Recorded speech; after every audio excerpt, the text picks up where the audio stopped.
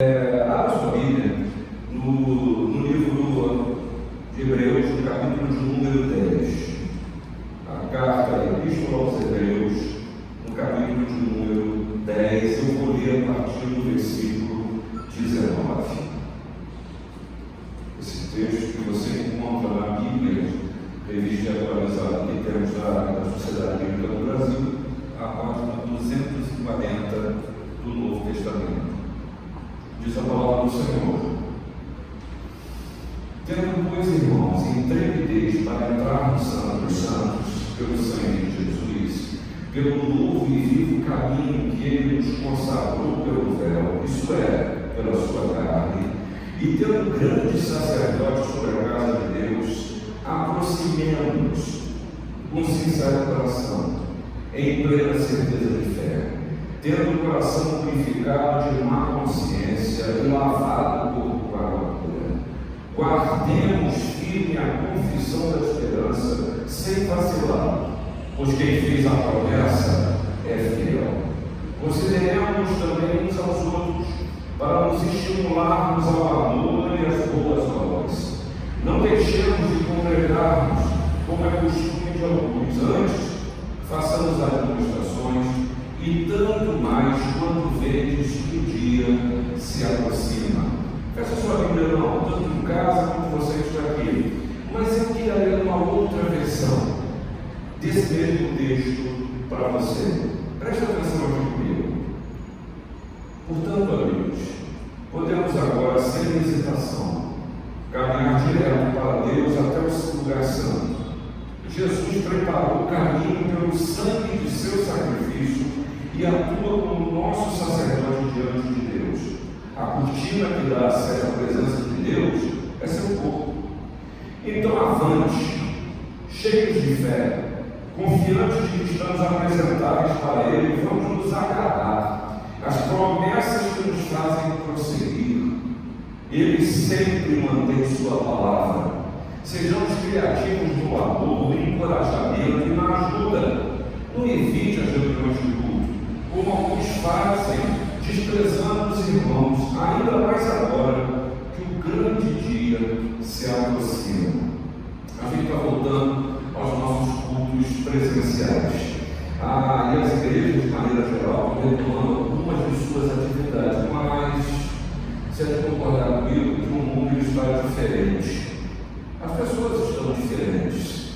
E aí o irmãozinho querido Zé Vicente, na semana passada, daquela igreja hoje, Zé Vicente, da semana passada, ele me falou de um livro que ele estava lendo, ele falou de um livro que ele leu, de um autor tcheco chamado Tomás Halik. É um teólogo católico. Ele não é muito conhecido aqui, a sua teologia e seus livros não são muito conhecidos aqui no Brasil. Mas Halik desenvolve uma temática em seus livros que é muito atual e fala muito a esse tema. E aí, resultado, por culpa de Zé Vicente, eu tive que comprar 4 livros do autor, né? Então, eu precisei comprar esses livros, e aí a Amanda já fica sabendo que eu só comprei por culpa do Zé Vicente, né? Porque eu estou, assim, na marca do tema em relação ao espaço de livros em casa e aqui na igreja. Mas eu me lembrei, você falou para mim, eu lembrei, cara, já tem coisas desse autor, né? Eu me lembrei de um livro que eu tinha lido, e agora, no ano de 2020, ele lançou um e-book, cujo título é O Sinal das Igrejas Vazias, para um cristianismo que volta a partir. E se você desejar, depois você entra no Google da vida, esse e-book é de graça, você pode baixar, é muito pequenininho, mas muito relevante esse texto, né? Ele diz que esse tempo de pandemia atesta que o mundo está doente e não pode colocar a culpa só na pandemia, não.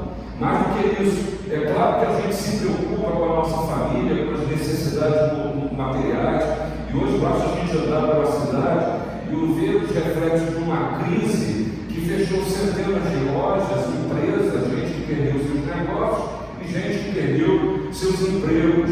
A gente ouviu falar e falamos durante muito tempo de globalização, mas é interessante que agora nós vivemos a vulnerabilidade global de um mundo global. E a pergunta de Halik, ou de Halik nesse texto dele, é o seguinte: que tipo de desafio representa essa situação para o cristianismo, para a igreja, para a teologia? E aí ele faz algumas considerações sobre caminhos que a igreja precisa refletir. O primeiro deles que ele cita é que a igreja precisa se ver nesse tempo como um hospital de campanha. A igreja precisa ser capaz de continuar a oferecer assistência às pessoas.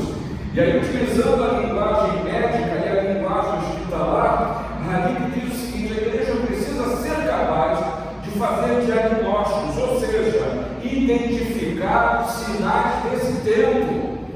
A gente precisa aprender a perceber o que é ser igreja num tempo como a gente está vivendo, e não ser massa de manobra e dizer é assim desse jeito, o desespero humano não é uma realidade, não, mas quais são os sinais que Deus nos permite ver e que precisamos aprender como igreja. Halik traz uma segunda ideia para esse conceito do hospital de campanha. A igreja precisa aprender a fazer prevenção, criar um sistema imunológico capaz de impedir o alastramento desses vírus malignos que graçam na sociedade hoje de ódio, de medo, de manipulação, mais do que isso, de um populismo que arrasta os incautos. E termina por dizer que neste hospital é preciso que a igreja aprenda ou desenvolva o fazer a convalescência, ou seja, a ultrapassar traumas com o perdão. Mas Halik continua dizendo que as igrejas vazias precisam servir como um sinal de desafio. Notre Dame pegou fogo em Lourdes, na França. Logo depois a gente vê milhares de igrejas, sinagogas e mesquitas fechadas. E a gente precisa enxergar isso como um sinal, um desafio que é proveniente de Deus. Mas para isso a gente precisa aprender ou compreender a linguagem de Deus. E aí Halik diz o seguinte: eu não posso não me perguntar se esse tempo de igrejas vazias e fechadas não representa uma espécie de advertência do que pode acontecer no futuro. E aí ele faz uma relação das igrejas na Europa, há pouco atrás, em que muitas delas fecharam, mosteiros acabaram, igrejas foram vendidas. Hoje na Europa você pode chegar lá em determinadas cidades. Uma vez eu estava em Amsterdã, vi uma linda igreja, e fui entrar e descobri que não era mais uma igreja, era um restaurante, em que o púlpito era o lugar onde o metro ficava. E a gente dizia: não, era a pós-modernidade. E Halik nos desafia dizendo: esse é o tempo da gente refletir sobre esse futuro que já estamos vivendo. Não fomos avisados disso. Talvez esse tempo de edifícios vazios, eclesiais, igrejas vazias, ponha simbolicamente em evidência, e não se choque com o que eu vou falar do que ele descreveu, na verdade, o vazio escondido nas igrejas. O vazio escondido nas igrejas. E ele não para por aí. Fala sobre uma exigência de reforma, que a gente não pode querer voltar ao conforto dos nossos lares, ou de uma vida que não é que ela já passou, ela já não existe mais. Já não existe mais. Não tentar regressar para um mundo que também já não existe. E a gente não exercer a confiança em meras formas estruturais, exteriores, mas buscar ir ao centro do Evangelho, fazer uma viagem ao interior. E a gente pode dizer que estamos fazendo isso e aprendendo a fazer a transmissão dos cultos pela televisão, pela internet. Parece ser uma boa solução nesse momento em que o culto público está suspenso ou restrito. Mas uma passagem de devoção virtual, a comunhão à distância, até de nos vermos de joelhos diante de uma tela, diante de uma TV, é algo que, vamos falar a verdade, né? Soa até como bizarro. Até como bizarro. Creio que devíamos sim, diz Halik, pôr à prova a veracidade das palavras de Jesus. Onde estiverem 2 ou 3 ele está ali, eu estou no meio deles. E aí, ele termina seu breve texto chamando a atenção o seguinte: ele usa uma pergunta: onde é a Galileia hoje? Ele faz essa pergunta a partir daquele texto que os discípulos foram até o sepulcro de Jesus, encontraram o sepulcro aberto, e uma voz do alto diz: ei, ele não está aqui, ele ressuscitou dos mortos, e vai adiante de vós para a Galileia, ali o vereis. E usando a figura do Deus morto que Nietzsche desenvolveu, ele fala e nos incomoda dizendo que eu admiti que durante muito tempo várias formas de igreja me parecem ser poucos frios e opulentos de um Deus que é morto. Não porque morreu neste lugar, mas porque as pessoas que são presentes demonstram na sua própria vida que o Deus morreu na sua caminhada. Veja só, abrimos esse livro de Hebreus, que parte do seu início, ele parte de uma explicação teológica, trazendo a palavra final de Deus para o final dos tempos, como encontrar o verdadeiro descanso do Senhor, nos apresenta Jesus como sumo sacerdote. E saiba você que a Epístola de Hebreus ela não é igual a nenhum livro do Novo Testamento. O seu propósito é completamente diferente. O primeiro propósito que você vê nessa epístola é evangelizar gente que conhece Deus, mas não percebe se mover. Essa epístola é dirigida aos hebreus, aos judeus, ao povo escolhido do Senhor, alguém que conhece Deus, mas não reconheceu na sua caminhada. E eu tenho a impressão que essa epístola ela é extremamente atual para o nosso tempo, no Brasil e no mundo, para o universo cristão, que conhece Deus, que sabe textos bíblicos, mas muitos não têm vivido e percebido a ação do mover e a presença de Deus da sua caminhada. É um livro que adverte contra a apostasia, o abandono da fé. Aqueles que tenham tido uma experiência real de graça são tentados a abandonar seu cristianismo e voltar, quem sabe, ao ritualismo religioso vazio. Essa epístola nos exorta à maturidade. E esse texto começa, você já viu aí, dizendo: irmãos, coragem. Irmãos, coragem.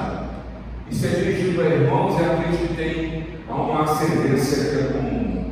E aí, você precisa perceber, nesses versículos de 19 a 22, premissa para o entendimento do que o escritor está nos dizendo. Presta muita atenção. A primeira coisa que ele está dizendo é que Jesus é o caminho vivo rumo à presença de Deus. Isso eu sei, mas deixa isso bem firme, porque na sua mente, no seu coração, porque isso tem implicações no seu viver. Isso precisa ter implicações no seu viver. E essa leitura, falando de um véu, na outra tradução falando de cortina, ele está lembrando, e você deve se lembrar, daquele texto de Mateus 27, 51, quando Jesus morreu, o véu do santuário foi rasgado de cima a baixo. Ou seja, entramos na presença de Deus. Não há intermediários humanos. E lamento dizer a você que acha que nós como pastores, somos intermediários entre você e Deus. Você está equivocado. O Senhor me colocou agora dentro do Santo dos Santos. A sua falta com Deus é direta. Foi Jesus que permitiu que você chegasse à presença de Deus. Toda a vida de Jesus nos mostra Deus, mas é a sua cruz onde se revela em forma real e definitiva o amor do Senhor. Segunda coisa que o escritor aqui está chamando a atenção, logo de cara para você: Jesus, ele é o sumo sacerdote sobre a casa de Deus nos céus. Você sabe, eu já comecei a dizer, a função do sacerdote era ser uma ponte entre o homem e Deus. E aí você lembra da história do templo, que o sumo sacerdote entrava no Santo dos Santos uma vez por ano, para levar diante de Deus petições, agradecimento nesse momento.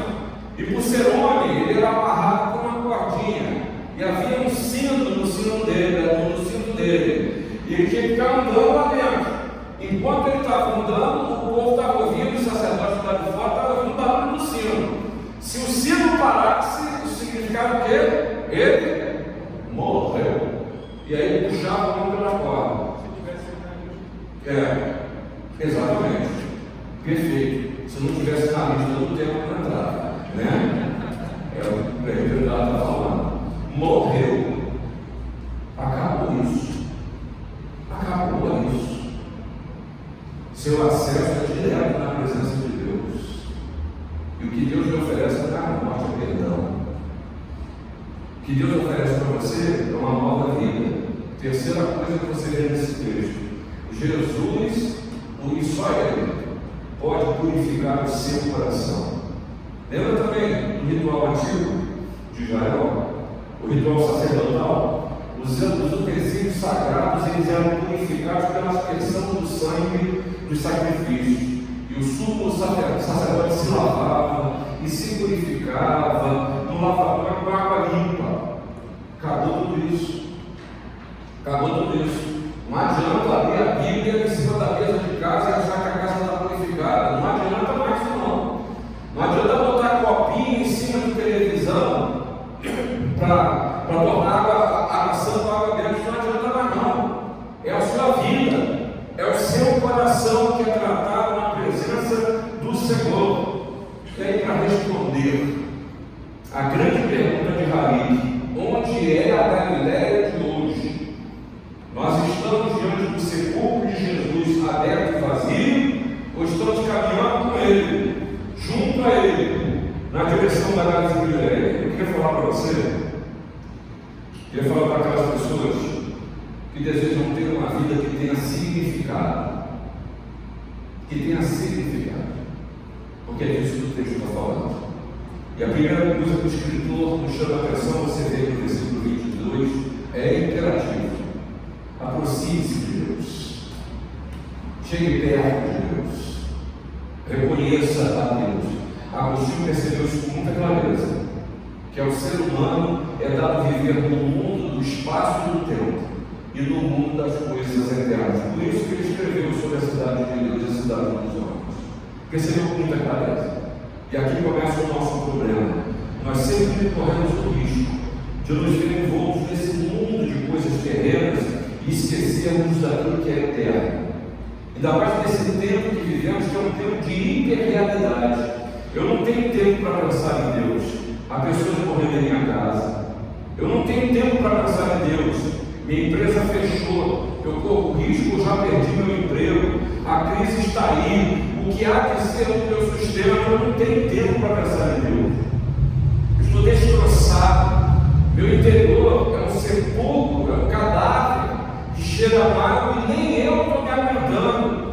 Meus pensamentos são de morte, só vejo o pior, só ouço o pior, estou envolvido num mundo que é mau, Mas a vida que tem significado, meu irmão e minha irmã, vive a realidade da presença de Deus propiciada por Jesus. E você não só precisa saber dessa realidade, precisa viver essa realidade.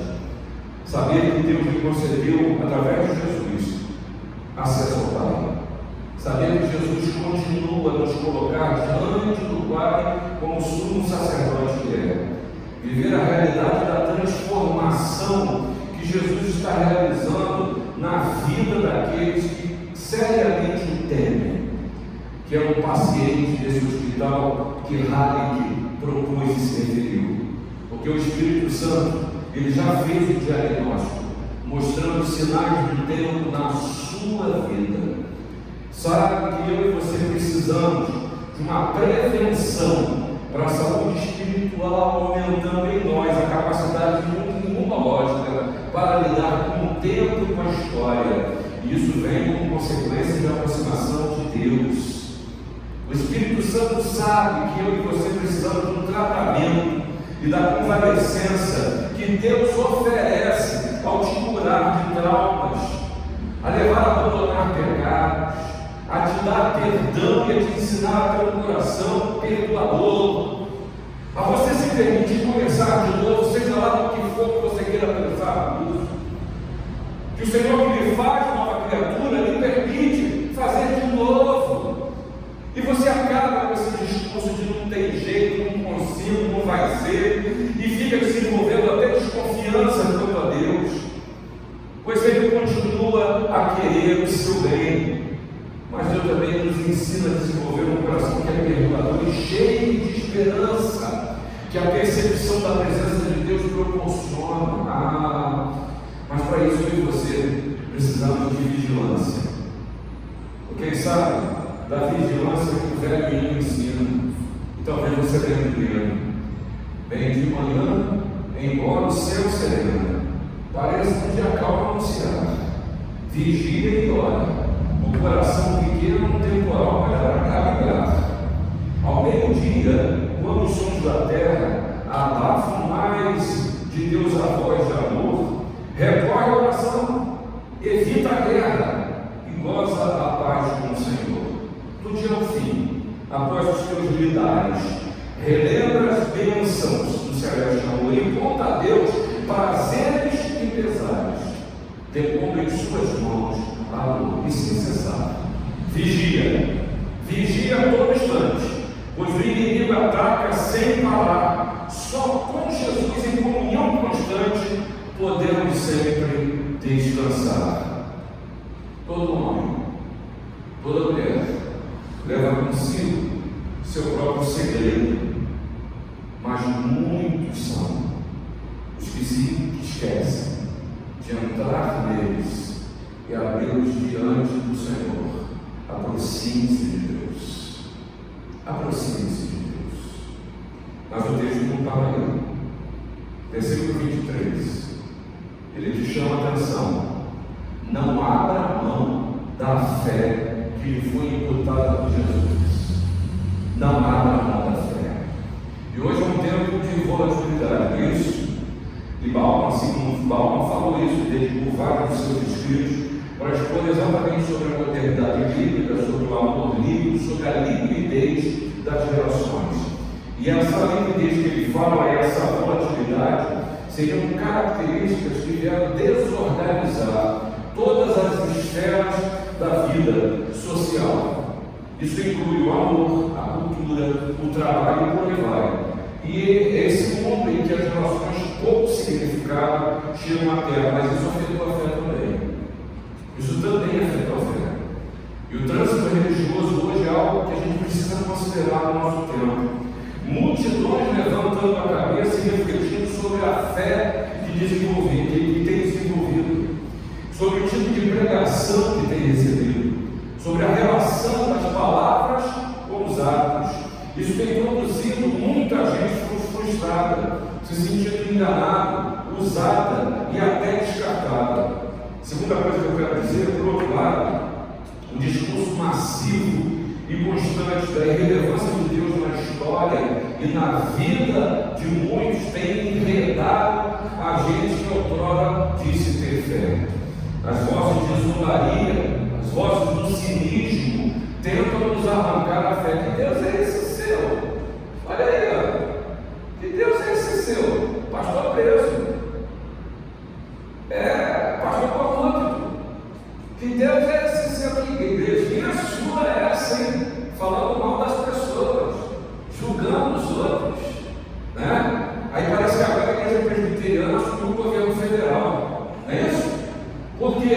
Porque existem pessoas que estão lá, que pertencem à igreja presbiteriana, e agora eu e você somos responsáveis pela decisão de algumas pessoas. É interessante isso, é interessante, curioso isso, mas também, na verdade, a gente em alguns momentos chega a sentir vergonha de algumas expressões de fé, de gente até que ofende os outros em nome de Jesus, em nome de Deus, que rejeita pessoas por causa de suas decisões e vomitam regras sobre a vida dos outros. Você sabe que eu conheço gente que não quer ser identificada como evangélica, como protestante, ou qualquer rótulo que lhe queiram dar, Porque, sabe, se sente envergonhada com aquilo que o círculo da religião te ofereceu. Mas também há um outro problema. O materialismo, que é o Deus do nosso tempo, pretende nos levar a esquecer do Deus que é vivo. Na verdade, irmãos, os acontecimentos da vida conspiram para mover a minha fé para fora, para retirar a minha fé. E o escritor está dizendo: mantenha firme a fé do vosso credo.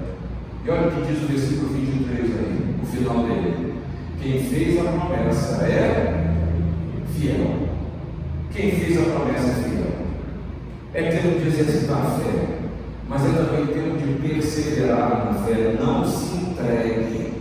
Lembre-se de Abacuque que diz: ainda que a figueira não floresça, nem haja fruto na vide, o produto da oliveira minta e os campos não produzam mantimento, as ovelhas sejam arrebatadas do aprisco e nos currais não haja gado, todavia eu me alegro no Senhor, exulto no Deus da minha salvação.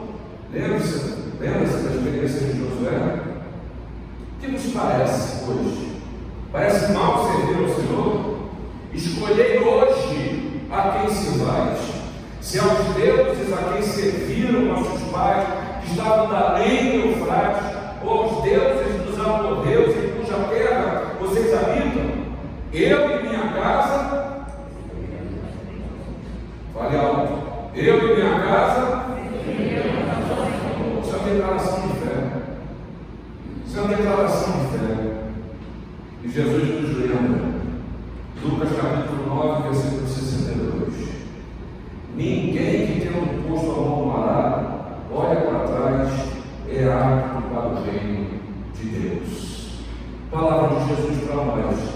Mas eu acho que mais do que nunca, nós precisamos de crentes deliranos. Você conhece esse termo? Crentes deliranos. Sabe quem é esse? Você encontra eles em Atos capítulo 17, versículo 11. Ora, estes de Bereia eram mais nobres que os de Tessalônica, pois receberam a palavra com toda a avidez. Ok, recebi tudo, mas não estava bem. Examinando as Escrituras todos os dias, para ver se as coisas eram de fato assim. De fato assim. Isso aqui é vacina para crente de segunda mão, que a sua experiência com Deus não é sua, é de alguém que ouviu falar e ele tenta viver a mesma coisa. O crente de Bereia é aquele que coloca diante de Deus até a sua incredulidade, a sua falta de fé. É aquele que discute com Deus o que incomoda o seu coração, mas discute com Deus porque tem fé, porque crê que é possível, crê que Deus faz, porque não se conforma com a situação, mas continua a esperar em Deus. Eu tenho que responder essa pergunta de Rabi: onde é a Galileia de hoje? Para responder isso, eu preciso reafirmar a fé e vivê-la verdadeiramente no seu interior, porque vida que tem significado proclama aos quatro ventos o que o hino nos ensinou. Mas eu sei quem tem comigo e sei que é poderoso para guardar o meu tesouro até o dia final. E aqui o texto nos traz uma terceira coisa que precisamos refletir, porque vida que tem significado, ela é vivida em comunidade. Me permite uma expressão: para mim aqui o carro pega. O carro pega aqui. Pois a gente vive no tempo do egoísmo, da individualidade, do self, da hipervalorização do querer sobre todas as coisas, estando acima, inclusive, da moral e da ética. Eu tenho a minha ética, a minha moral, você não tem nada a ver com isso. E aí, cada um é um universo, cada um é um Deus. Eu quero dizer que aqui o carro pega, porque a porta dos fundos desse templo do self, desse templo do egoísmo, a porta dos fundos é a solidão, é a amargura, é a depressão, é o abandono, é a rejeição. Isso tudo que eu falei, repare que não tem Deus no meio, e nem tenta colocar não. Porque Deus não participa desse egoísmo, desse culto, desse antropocentrismo, desse culto do homem. Deus não participa disso.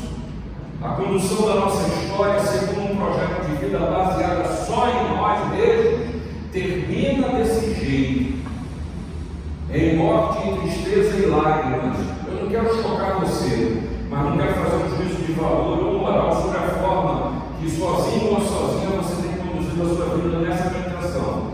Esse problema é seu, não é meu. Eu não estou aqui para dizer e para impor aquilo que estou condenando a cada um de vocês. O Espírito Santo vai te trazer o discernimento do estilo de vida que você precisa levar. Mas Jesus nos disse, nos ensinou que um projeto de vida baseado só em nós mesmos nos leva à destruição.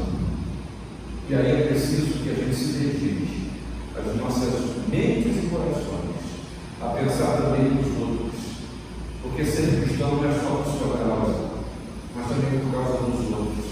É fácil a gente ser atraído e, mais do que isso, arrastado por um cristianismo egoísta, hedonista, porque o cristianismo hedonista diz o seguinte: Deus é mais glorificado em mim quando eu estou satisfeito. Então, se você está insatisfeito, a culpa de quem é?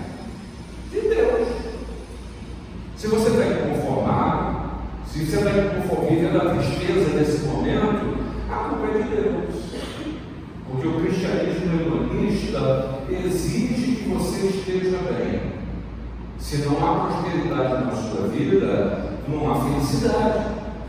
O hedonismo é uma teoria ou uma doutrina filosófica que afirma que o prazer é o bem supremo do ser humano.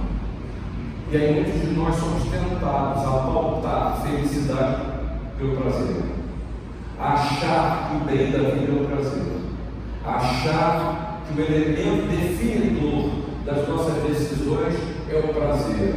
Sabe, gente, quando eu estou doente, tem remédio que é amargo, mas cura. Tem certos momentos na vida que a lágrima vem, mas Deus está me dando e trabalhando comigo, está mudando o meu ser. E aí, como consequência disso, é que eu preciso continuar a olhar para o outro e nos estimular mutuamente uma vida que seja nobre. E aí, nesse sentido, o comentarista Barclay nos diz que santo é alguém que em Cristo se revela. Antigamente, hoje eu estou falando muito de música, né? Eu falei, eu estou falando um cântico aqui agora. Você lembra o cântico que a gente cantava que dizia que a beleza de Cristo se veja em mim, toda a sua admirável pureza e amor. Mas para que isso? É para autocontemplação? Para mostrar o quanto eu sou bonzinho? Não. É porque fé vivida é fé praticada. Santidade vivida é santidade compartilhada. Eu vejo minha mãe ali sentada. Minha mãe, desde cedo, mulher de Deus, escolheu a enfermagem como profissão por causa da influência de uma pessoa. Florence Nightingale. Já ouviu falar dessa mulher? Ela é a mãe, vamos chamar assim, da enfermagem moderna. Florence Nightingale. Por sinal, eu peguei um livro emprestado seu, que conta a história dela. Eu vou devolver, já faz 8 anos, mas eu vou devolver qualquer dia desse. E ali eu vi uma história muito interessante, que certa vez Florence, atendendo os soldados feridos lá da guerra da Crimeia, lidou com um rapaz muito jovem, que se enganava, ele não ia sobreviver, ele ia morrer. Ele já nos momentos finais da sua vida, ele olhou para aquela mulher, para Florence, que abandonou sua vida bastada para servir. E essa mulher, diante daquele jovem, ele olhou para ela e ele disse para ela o seguinte, antes de morrer: você é Cristo para mim. Você é Cristo para mim. Não há isso como heresia. Mas na verdade, a gente precisa refletir o que Cristo é em fé. Que a beleza de Cristo se veja em mim. A gente precisa estimular uns aos outros a uma vida nobre, como consequência da presença de Deus. E aí a palavra de Deus te ajuda. Você já ouviu falar dos mandamentos da atualidade? Já ouviu falar disso? Existem mais de 43 mandamentos desses na Bíblia. Você pode pesquisar depois. A palavra de Deus que diz: serviremos uns dos outros, amai-vos uns aos outros, dai honra uns aos outros, tende o mesmo sentimento uns para com os outros, não julgueis uns aos outros, edificai-vos uns aos outros e por aí vai. Agora, você entende por que no versículo 26, veja aí, o escritor nos admoesta a não deixarmos de nos congregar, porque nós precisamos render um culto comunitário. No nosso tempo, sem dúvida, muita gente descendo do barco, saindo da igreja, que não é da nossa igreja, saindo da igreja do Senhor Jesus. Há inclusive um título para esses que dizem ter fé, crer em Deus, mas não querem nenhuma relação com a igreja. Até isso a gente já não título. A gente chama de quê? Desigrejado. Olha que excrescência. Desigrejado. E em alguns casos, muito servir a igreja. Eu estou assim com freio bem dentro, né? Mas vamos lá. Em alguns casos, eu não tiro a razão do motivo que os levaram à apartância. Porque há pessoas que não vêm à igreja por vergonha de ser identificado como cristão. Porque o cristianismo que vivemos, com algumas exceções, num certo sentido, chega a ser vergonhoso, chega a negar a palavra que diz crer. Para outros, eles vivem na igreja com chateação. Nas relações se aborreceram, julgaram todo o corpo de Cristo pela má experiência que tiveram com outras pessoas, e com isso deixam o corpo. Há outros que assim agem por não ver relevância espiritual no meio. E nesse sentido eu tenho que reconhecer que alguns estão certos, porque há certas igrejas que há muito tempo se tornaram clubes, ou quem sabe outras em casas de show, ou no exercício da vaidade de alguns de seus líderes, ou talvez, como disse Nietzsche, no sepulcro de Deus. Tem gente que deixa a igreja por achar que não precisa de igreja para nada, porque a igreja não nos satisfaz intelectualmente.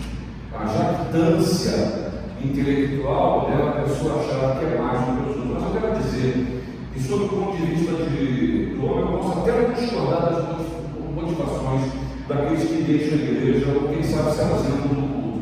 Eu não estou querendo defender a igreja, culto, nada disso não. Mas não há ninguém que possa viver a vida cristã e negligenciar a sua participação na igreja. Se alguém pensa que deve agir assim, lembre-se que vai à igreja não só para tirar proveito, mas também para dar. Não só deve ir para receber, mas também para fazer a sua própria contribuição à vida da igreja. Não estou falando de dinheiro. Se sentir que a igreja tem falhas, é seu dever, fazer-se presente e ajudar a corrigir. Porque hoje você pode estar vendo problemas na igreja, mas amanhã você viverá lutas, que a igreja é a cura da alma. Lembre-se do que ele faz, falou Jó. As tuas palavras, Jó, têm sustentado aos que tropeçavam. E isso acontece na realidade. Eu não sei se deu, mas eu estou com um casal que tem 2 filhas aqui na minha cabeça e tem sustentado a minha fé. Porque pelo olhar vivo do Senhor, os tem mantido de fé, de pé. E a esperança de que Deus vai trazer a cura para a sua filha lhes permite comentar e falar sobre o que está acontecendo com uma naturalidade que eu olho para Deus e, Senhor, eu não tenho isso, me dá isso. Me dá isso para enfrentar as questões da minha vida, para lidar com as minhas dúvidas, para lidar com os meus pesares, para lidar com aquilo que eu não sei, para enfrentar as minhas impossibilidades. Gente, é fácil a gente rir dos ideais humanos, é fácil jogar para frente sobre o entusiasmo, é fácil a gente desanimar os outros. O mundo está cheio de gente desalentada. Nós temos o dever cristão de nos animar mutuamente, Muitas vezes uma palavra de elogio, de agradecimento, de avaliação ou de estímulo consegue impedir que uma pessoa desague. Bem-aventurado é aquele que age assim, de uma vida que tem significado, se vê como parte do corpo de Cristo e não vive engano de achar que tem Jesus que é só para si. Eu vou concluir, tá? Mas então você, que Jesus ressuscitou, está indo para a Galileia. Ele não está no mundo. Cristão que fica chorando ou vivendo perto de tudo, não percebe que Jesus ressuscitou e já sai dali. Onde a Galileia de hoje? A proximidade de Deus nos leva para lá. A convicção da esperança de que quem fez a promessa é fiel nos ajuda a perseverar nessa caminhada. Porque a Galileia de hoje ela é vivida em comunidade. Mataram Jesus, mas os discípulos permaneceram em comunhão. Destruíram a sinagoga, a igreja permaneceu em comunhão. Perseguiram os cristãos, mas a igreja se reuniu até em tumbas, mas se manteve unido. Porque Jesus continua nos dizendo: porque onde estiverem 2 ou 3 reunidos em meu nome, ali estou no meio deles. Que assim a gente possa crer, que assim a gente possa declarar, mas que assim a gente possa viver. E Deus nos abençoe.